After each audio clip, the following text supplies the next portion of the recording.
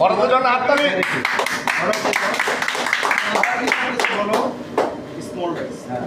বলতে হবে তো ভাই, একটু কথাবার্তা না বললে হয়?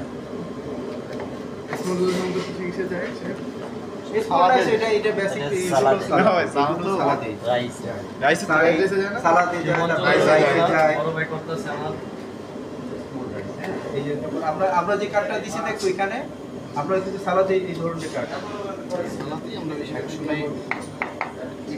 ভাই ভোকাল দেন না তো ভিডিও সুন্দর আসবে। ভোকাল দেন, দু একটা কথা বলবেন ক্যামেরার দিকে থেকে।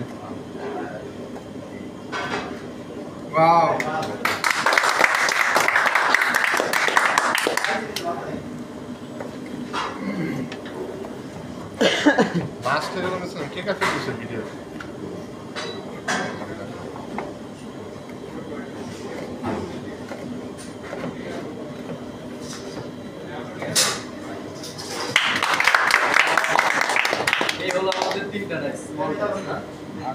তিনটা তিন ধরনের ডাইস কাটিং, তিনটা ডাইস না।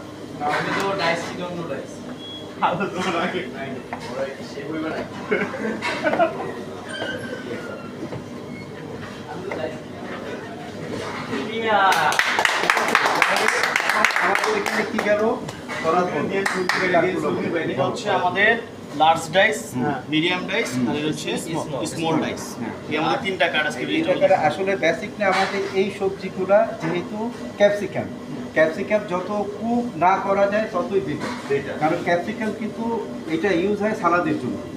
আর অন্যান্য যে কুকিং ফুড সেখানে দেয় মানে জাস্ট গার্নিশ হিসেবে দেয়, ওইটারে একেবারে প্রপার কুক করে না। প্রপার কুক করলে হবে এটা একটা নিউট্রিশনের ব্যাপার আছে, নিউট্রিশন ফ্যাক্টর কিন্তু তখন কি হবে থাকবে না, চলে যাবে সব।